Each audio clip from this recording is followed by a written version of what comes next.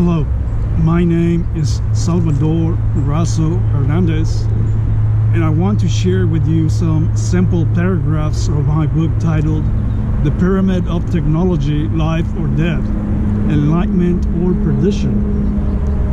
In this book, we are going to look at the history of our planet and the progression of our awakening. We will take a look at the major advances of our conscience as we are exposed to more technology, more understanding, or more perdition.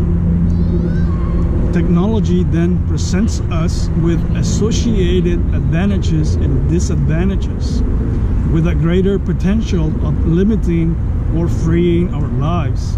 In one hand, our lives are more entertained, more productive, less wasteful, and our minds are always engaged in intelligence. All of this signifies a liberty of the programming of the mechanism.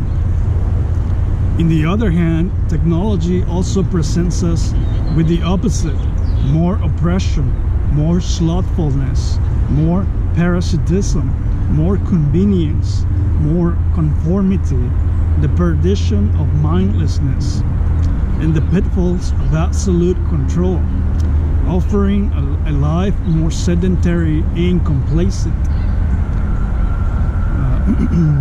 In this book, we will take a look at examples of how technology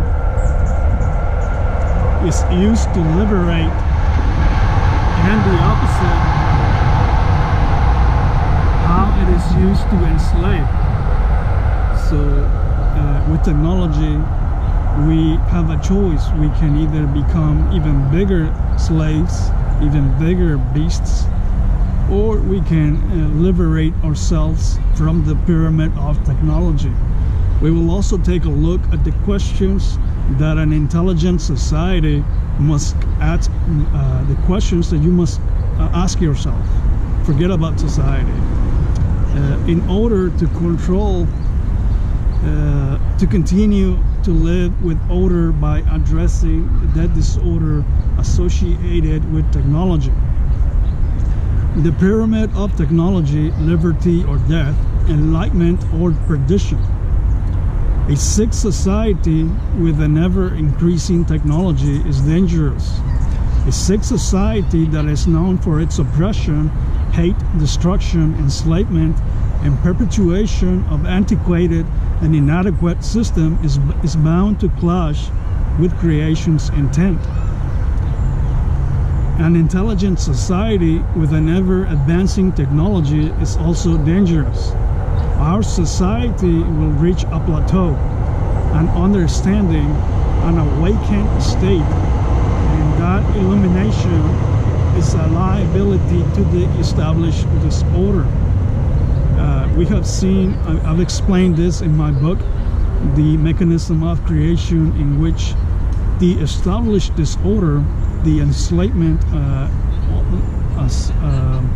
like the one we had with people of color, or even women who are just treated as property and sexual products. That world is no more, even though we still have the mechanism still has to force itself into a more negative thinking. So our society with more technology presents us with issues that are a threat to the established disorder, and so we see how generations fight to keep the order or the disorder of its generations. For example, we have gone through a religious crusade, not an inquisition, but a crusade of getting rid of all those ideas that are no longer compatible with our world, just as other ideas such as the inequality of women. Those generations fought each other.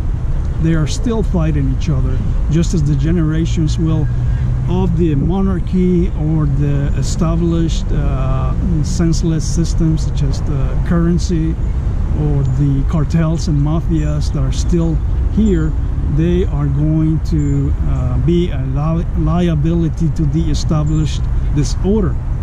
And that is the great paradox that we explore in this book. I want to share another paragraph from my book titled the paragraph titled the magic exists outside the pyramid of control. Life exists in other planets and galaxies as well.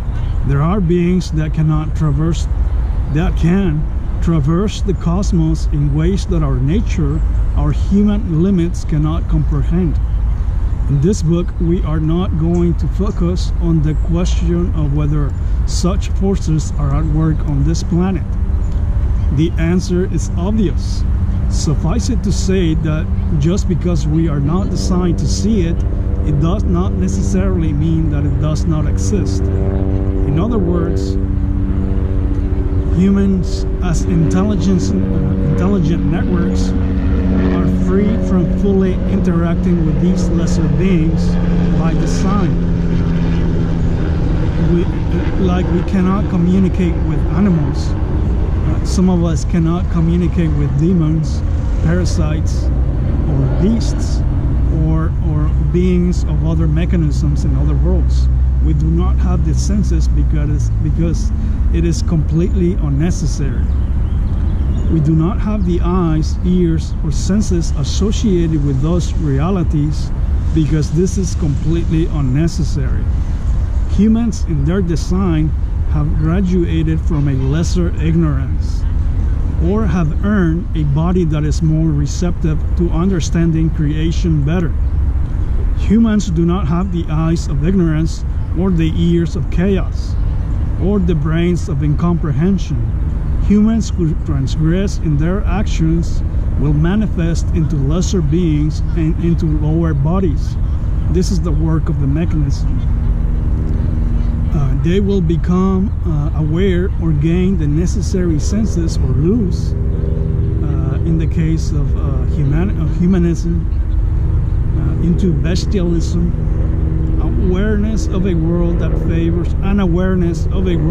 favors such transgressions, or a bestification or a bestiality of a body, mind, and soul. We will not focus on all these demented beings or forces, but rather the influence of their powers and the effect on our minds, bodies, and souls. We will not focus on these beings because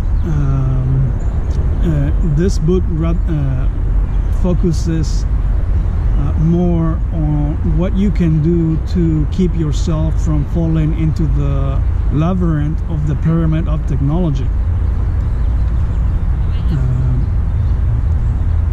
However, some of our modern technology is a byproduct of the interactions with other alien beings,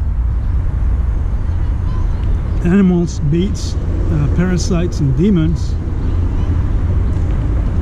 Humans, with our gifts of exploration, contribute as well as to the advancement of the force that we call technology. However, I am going to talk about how other secret and unseen mechanisms or realities belonging to groups of beasts and demonic networks are also at work. Join me as we explore these mechanisms over time, their impact to society, and the revelations imposed as it affects our modern world and our future. This sentence talks on how the technology as a progression.